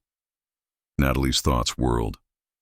She had heard urban legends, if you will, involving phony police officers stopping individuals and robbing them or worse. However, she had also been brought up to respect authority and follow police orders. Her hands shaking, she slowed the car and pulled onto the shoulder. With its headlights blazing in the mirrors, the SUV came to a stop behind them. The driver exited and made their way slowly to their vehicle. The sun had long since set, but he was tall and broad-shouldered, with dark shades and a tactical vest on. He blinded them by shining his flashlight into the automobile. "License and registration," he stated in a tone devoid of feeling. Natalie's hands were shaking as she searched for her wallet. "Ask for his badge," Marcus murmured. "Real cops have to show you their badge." Natalie inhaled deeply while trying to sound composed. "Officer, may I see your badge?" The man's face remained unchanged. "Please provide me with your license and registration." There was a problem. Natalie had a gut feeling about it. Marcus shook his head, his eyes wide with terror, and she looked at him. With a pallid face, Claire sat up in the rear seat. With a trembling voice, Natalie said, "Officer, I'd like to call 911 to verify your identity." The man's mouth clenched. "Now get out of the car." Natalie's heart was racing. Something her father had told her came back to her. If a traffic stop ever makes you feel unsafe, you have the right to remain in your car with the doors locked and dial 911. With shaking fingers, she reached for her phone and dialed 911. Anger twisted the man's face. He banged his flashlight on the window. "Now open the door." Natalie had a strong urge to flee. She floored the throttle and slammed the car into gear. The automobile flew forward, fishtailing onto the highway when the tires caught after spinning on the gravel shoulder. With its headlights flashing, the SUV roared after them. In order to avoid losing the SUV in the tangle of back roads, Marcus yelled directions for Natalie, asking her to take the next exit. In the back seat, Claire wailed, her voice scarcely heard over the engine's noise. The SUV remained nearby, its driver weaving dangerously behind them while leaning on the horn. There was still a 911 connection on Natalie's phone. She begged for assistance by shouting their location into the receiver. In a calm voice, the dispatcher instructed her to continue driving and to avoid stopping at all costs by heading toward a busy area. The SUV was never more than a few car lengths behind them as they raced into the night. Natalie's breath came in rough gasps and her hands were slippery with perspiration. The car bounced over gravel and potholes as she made a fast turn onto a side road. Headlights glaring in the rearview mirror, the SUV trailed behind. A tiny town's lights were finally visible in the distance. The first gas station Natalie saw pulling into the well-lit lot was the one she targeted. After slowing down, the SUV turned and drove off, vanishing into the night. Natalie and her companion sat in the car, terrified as the cops approached. They talked about the outfit, the SUV, and the man. With solemn expressions, the cops listened. "You made the correct decision. According to one of them, there have been local reports of phony police officers, travelers being robbed by individuals impersonating law enforcement. Had you not followed your gut, things might have gone much differently." The remainder of the journey went by in a fog of fatigue and terror. Natalie only stopped in crowded, well-lit areas, and stayed on well-traveled highways, avoiding driving at night. Every car that followed them was double-cheeked by her. The memories of the man's face, voice, and beating made her nervous. On the window, she was altered by the encounter. She grew more wary, more doubtful, and less inclined to blindly accept authority. She cautioned anyone who would listen to her story to always follow their gut feelings, never stop for an unmarked automobile, and always dial 911 if they felt endangered. Claire and Marcus suffered from nightmares, waking up in the middle of the night to the flash of headlights in the room and the sound of hammering glass. Dark. The trauma put their friendship to the test. The fact that they had survived something genuinely horrifying, however, had ultimately strengthened their bond and brought them closer. Trust can swiftly change to terror if you've ever been pulled over on a lonely road and had a fleeting concern about the person in the uniform. Although freedom is a feature of the open road, danger can lurk there as well, where you should be most afraid of the individuals you are meant to trust. Thus, keep Natalie and her pals in mind the next time you notice flashing lights in your mirror. Have faith in your intuition. Remain vigilant and never let your guard down.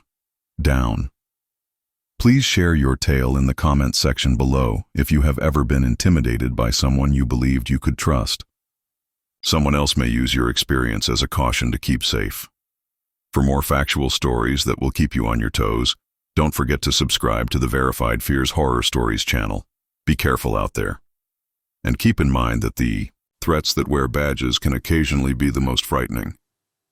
Let's wrap up this collection with a tale that demonstrates that sometimes the most terrifying dangers on the highway are the ones that are carefully thought out, lurking in unexpected locations, waiting for you. This is the real story of a lone traveler who discovered in the most terrifying way how easily a tranquil trip can devolve into a life-or-death struggle for survival. Daniel had been dreaming about the perfect road vacation by himself for years. Although he worked as a photographer, his true nature was that of a nomad, someone who felt most alive when the world was reduced to the sound of tires on asphalt and the constantly shifting scenery beyond his windshield, and who took comfort in the boundless horizon. Following 10 years of saving and after much preparation, he finally left his Seattle home with the goal of traveling all the way to the southern tip of Texas while documenting the undiscovered splendor of America's back roads. With his camera, gear, a cooler full of munchies, and a well-worn atlas filled with locations he had always wanted to see, his car served as his haven. He was meticulous, cautious, and always trusted his gut, qualities that had protected him during years of traveling alone. However, nothing could have prepared him for what he would see on a desolate highway in New Mexico's wastes. Daniel's journey's initial days were everything he could have imagined. He traversed the snow-capped summits of the Rockies, drove through the foggy forests of Oregon, and explored the crimson canyons of Utah, his camera photographing ghost villages, wild horses, storms, and sunsets. He always kept his doors secured and his wits about him while sleeping in his car or in a budget motel. He preferred the seclusion of deserted roadways and the peace of tiny communities to large cities. He enjoyed every mile, and the road was his friend. When he arrived in New Mexico, Daniel was thrilled but weary. The sky was an unending dome of blue, and the terrain was both magnificent and austere. After touring the ruins of an old mining town for a day, he left in the late afternoon with the intention of driving for a few hours before locating a spot to stay overnight. It was almost deserted on the roadway. The only other cars are a decrepit RV or the occasional pickup truck. The desert was being painted in crimson and gold hues as the sun was sinking. Daniel experienced a well-known calm that only arises when one is separated from everyone and everything. Daniel started searching for a secure spot to stop and rest as dusk grew. Just off the roadway, he noticed a tiny gravel turnout that was partially obscured by a scrubby mesquite stand. It was simple, with room for his car and a view of the vast desert. After parking and letting the cool evening air in through the windows, he took a seat and began writing in his journal about his adventures that day. The whisper of wind through the brush and the distant call of a coyote were the only sounds to break the deep calm. Daniel was secure, sheltered in his automobile, mesmerized by the beauty of the night and the beat of the road. He must have fallen asleep because it was completely dark when he woke up. Uncertain of what had woken him, he woke up with a start and his heart racing. He listened for a moment, only the faint ruffle of the wind and the sound of his own breathing. He looked at his phone. 2:13 a.m. He contemplated continuing to drive, but exhaustion prevailed. He closed his eyes, leaned back in his chair, and locked the doors. He was startled by a harsh sound. Awake. He initially believed it to be a dream. There was a slight but persistent metallic scraping noise coming from below the vehicle. With all his nerves jangled, he sat up and listened. This time the sound was louder, and then there was the distinct crunch of gravel. Outside, someone was circling his automobile. Daniel's thoughts whirled. He reached for his phone, but it was flashing in the dark, with only the sarcastic words and no signal. He thought about honking the horn, but was afraid it would agitate the person outside. Rather, he sat motionless and strained to look through the misty windows. Abruptly, someone squatted next to the rear tire in the moonlight. The blood in Daniel ran cold. The individual wore black clothing, with a hood covering their face. He was horrified to see the figure take a piece of metal with sharp edges out of a bag, spikes, and started placing it behind his car's back wheels. With a painful shock, Daniel recognized it as a homemade spike strip, the type that police officers use to halt evading cars. These individuals, whatever they were laying a trap. Daniel felt a wave of panic. As he looked around, he noticed two more individuals hiding in the shadows. One stood guard at the edge of the pullout, the other close to the front of the vehicle. He was confined by himself, miles away from assistance. He reflected about his life, his friends, and his family. He refused to end up as just another statistic or unresolved mystery on a desolate route. He considered his choices. He could be attacked when the men knew he was awake if he remained where he was. He would hit the spike strip and be left stranded, at their mercy if he attempted to drive away. He wanted something to divert his attention and buy him some time. Daniel recalled his sister's gift of an emergency whistle on his keychain. He reached for it, inhaled deeply, and blew as forcefully as he could. The men outside were startled by the shrills that rang through the night. They froze for a moment, staring about in bewilderment. Daniel grabbed the opportunity. He turned on the engine, pushed the car into reverse, and swerved sharply to the left. After barely avoiding the spike strip and lurching across the gravel, the vehicle sped back onto the highway. One of the men threw something that hit the back window with a loud crack as the other men yelled. Daniel didn't turn around. The car fishtailed on the loose gravel before gaining grip on the road as he blasted the accelerator. Headlights pierced the darkness as he raced down the highway, his heart racing. Daniel drove in a blind panic for miles, looking in the mirrors for any indication that someone was after him. There was nobody on the road. The engine's roar and his own labored breathing were the only sounds. He continued driving till he came to a well-lit petrol station on the periphery of a tiny town. Shaking, he staggered inside and explained the situation to the cashier. The men and the spike strip were long gone when the cops arrived, notwithstanding their call. Too shaken to sleep, Daniel stayed in the petrol station for the remainder of the night. The truth of how near he had actually catastrophe struck him in waves. How he almost lost everything because of a simple decision to stop at the incorrect time and location. His voice shaking, he called his family and told them the incident. His father was furious, and his mother was crying. "Come home," his sister said. However, Daniel was committed to completing his trip and regaining the sense of independence that had always drew him to the road. He had the vehicle inspected for damage the next day. "I'm glad there are just a few scratches and a broken tail. Light." He persisted, but the encounter altered him. He got agitated, alert, staying away from solitary gatherings, and never dozing off in the car unless he was in a well-lit, crowded place. He followed his gut and paid attention to the tiny voice alerting him when something didn't seem right. He had never understood before, yet the road was still his haven. How hazy the real boundary between danger and safety was.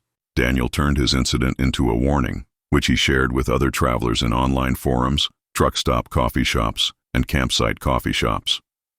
He advised others to follow their gut feelings, be vigilant, and never take the road for granted. He discovered that the roadways were not as safe as they appeared, that other people had fallen into similar traps, and that his experience was not unusual. Have you ever taken a trip? A tranquil ride might soon turn into a nightmare if you've ever been alone and felt the hair on the back of your neck rise up for no apparent reason. Although freedom can be found on the open road, danger might lurk in the shadows, where everything might alter with a single error. Therefore, keep Daniel in mind the next time you go on a road trip. Follow your gut, remain vigilant, and never dismiss the feeling that something is off. Because the most terrifying monsters aren't often the ones you anticipate. They are the ones that patiently, quietly, and in the dark, wait for you to down your defenses. Please leave a comment below if you have a similar tale or if you have ever managed to escape a potentially disastrous scenario. Your encounter might be the warning that prevented the death of another person. Share your story with others. Let it serve as a beacon for those who are in the dark. Additionally, if you've read this far, if these tales have inspired you to, please reconsider your decision and subscribe to the Verified Fears Horror Stories channel. Become a part of our community of believers, listeners, and survivors, and assist us in communicating that alertness, and it can make all the difference to have bravery. Be careful out there. Keep your loved ones close, ones that are near. Also, keep in mind that every mile is a present. Fear should not stop you from living, but remember that the world can alter in a split second. Your narrative is important. Distribute it. And on the journey ahead, let's keep each other safe.